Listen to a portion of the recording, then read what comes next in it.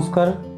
আমি আজকে যে বিষয়টি নিয়ে আলোচনা করব সেটি হচ্ছে পিরিয়ডের সময় যদি বেশি ব্যথা হয় তাহলে আমাদের কী ট্রিটমেন্ট করা উচিত। আমি ডক্টর শঙ্কর দাস মহাপাত্র, গাইনোকোলজিস্ট এবং অবস্টেট্রিশিয়ান। আমি কলকাতায় প্র্যাকটিসরত গত 25 বছর ধরে। ইউজুয়ালি পেটে ব্যথা হলে মেন্সের সময় মারা কী করেন, মারা ওভার দি কাউন্টার কোনো ওষুধের দোকানে গিয়ে একটা ওষুধ কিনে পেশেন্টকে খাওয়ান অথবা পেটে গরম সেঁক দেন যাতে পেটের ব্যথা কমে যায়। অথবা উনি কোনো জেনারেল ফিজিশিয়ানের কাছে যান, তো জেনারেল ফিজিশিয়ান ওনাকে কিছু অ্যানালজেসিক ওষুধ দেয় যা সেই সময়ের জন্য পেটের ব্যথা একদম সেরে যায়। এবং তারপরে পেশেন্টের কী হয়, তারপরে সেই সাইকেলটা পেশেন্টরা ভুলে যায় যে ওর পেটের ব্যথা হয়েছিল। এবং অনেক সময় মারা বলে, হ্যাঁ অনেক সময় দেখা যায় বাচ্চা টাচ্চা হওয়ার পরে পেটের ব্যথাটা নিজের থেকেই কমে যায়। কিন্তু আমি এটা নিয়ে অনেক কিছু আলোচনা করব যে পেটের ব্যথা হলে কী কী কারণে আমাদের মেন্সের সময় পেটের ব্যথা হতে পারে। ইউজুয়ালি পেটের ব্যথাটা নর্মালি হতে পারে, যেটাকে আমরা প্রাইমারি ডিসমেনোরিয়া বলে থাকি।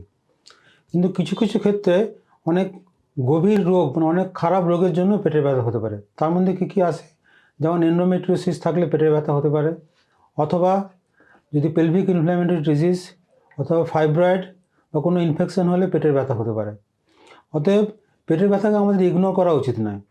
অতএব যদি কোনো কারণে পেটের ব্যথা হয় তাহলে আমরা অবশ্যই আপনাদের গাইনোকোলজিস্টের সাথে পরামর্শ করবেন। যদি দেখা যায় পেটের ব্যথাটা এরকম হচ্ছে যে পেটের ব্যথার কারণে আপনার বাচ্চা স্কুলে যেতে পারছে না, অথবা আপনার যদি নিজের পেটে ব্যথা হয় আপনি সারাদিন 2-3 দিন ধরে কাজ করতে পারছেন না, অথবা যারা কর্মরত মহিলা তারা 4-5 দিন অফিস কামাই করছেন, তার মানে বুঝতে হবে পেটের ব্যথাটা স্বাভাবিক নয়, নর্মালের থেকে অনেক বেশি হচ্ছে।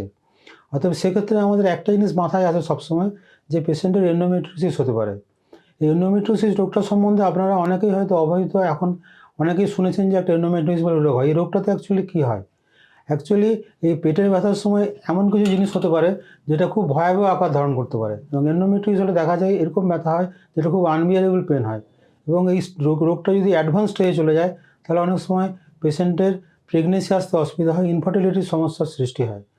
অথবা দেখা যায় যদি রেকটাল এন্ডোমেট্রিওসিস হয় সেক্ষেত্রে পেশেন্টের পটি করতে অসুবিধা হয় বা পটির সাথে অনেক সময় ব্লিডিংও হতে পারে।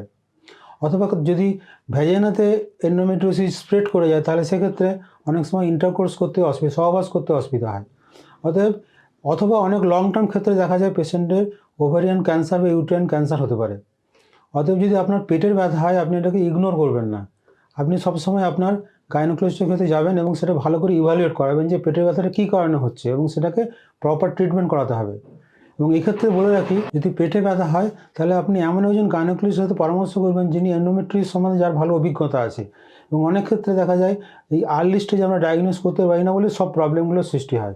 অতএব আমাদের মেন উদ্দেশ্য হচ্ছে এটা বলার যে আপনাকে আর্লি স্টেজে যেতে হবে এবং আর্লি স্টেজে ডায়াগনোস করে ইভ্যালুয়েট করে আর্লি ট্রিটমেন্ট শুরু করতে হবে। তাহলে এই যে গম্ভীর ব্যাপারগুলো হচ্ছে পরবর্তীকালে খারাপ ব্যাপারগুলো, সেই ব্যাপারগুলো আর যাতে না হয়। প্রেগনেন্সি আসছে না, পেটে ব্যথার কারণে আপনি নড়াচড়া করতে, এবং এই পেটের ব্যথাটা আপনার কিন্তু টেম্পোরারি না, আপনার পেটের ব্যথাটা এর কিছুদিন পরে দেখা যাবে মাসিকের সময় হচ্ছে, মাসিকের আগে হচ্ছে এবং মাসিকের পরে হচ্ছে। এবং যতদিন না আপনার মাসিক বন্ধ হচ্ছে, মেনোপজ হচ্ছে, ততদিন কিন্তু আপনার পেটের ব্যথাটা থেকেই যাবে। অতএব শুধু এই না, এবং অনেক অ্যাডভান্স যদি এন্ডোমেট্রিওসিস হয় অনেক সময় ইউরিনারি সিস্টেম ইনভলভ হয়ে যায়, সেক্ষেত্রে দেখা যায় ইউরেটার ন্যারো হয়ে যায়, ন্যারো হয়ে গিয়ে কিডনিও এফেক্ট করে যায়, অনেক সময় কিডনিটা বড় হয়ে যায়, যেটাকে আমরা ডাক্তারি ভাষায় হাইড্রোনেফ্রোসিস বলে থাকি। এই জন্য আপনাকে এমন একজন ডাক্তারের কাছে যেতে হবে যে যিনি এই ব্যাপারে খুবই আপনাকে ভালোভাবে পরামর্শ করতে পারবেন এবং খুব ভালো সার্জারি করতে পারেন। অনেক সময় পেটের ব্যথা যদি দেখা যায় নর্মাল অ্যানালজেসিক বা কোনো কিছুতে সারছে না, অথবা আল্ট্রাসাউন্ড করে দেখা যাচ্ছে আপনার পেটের ভিতরে সিস্ট আছে, আপনার অপারেশন করার দরকার হতে পারে। সেক্ষেত্রে অনেক ক্ষেত্রে দেখা যায় এই এন্ডোমেট্রিওসিসটাকে অপারেশন করার পরেও 10 থেকে 15% কেসে আবার রিকারেন্স হতে পারে, আবার ফিরে আসতে পারে রোগটা।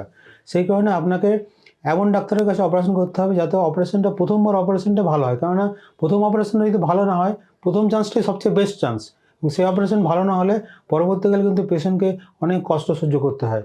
সেই কারণে আমি বলছি, আপনারা পেটে ব্যথা হলে ইগনোর করবেন না, আপনারা অবশ্যই ডাক্তারের কাছে যাবেন এবং পরামর্শ নিয়ে ইভ্যালুয়েট করে ডিজিজটাকে ভালো করে ট্রিটমেন্ট করার চেষ্টা করবেন। ধন্যবাদ।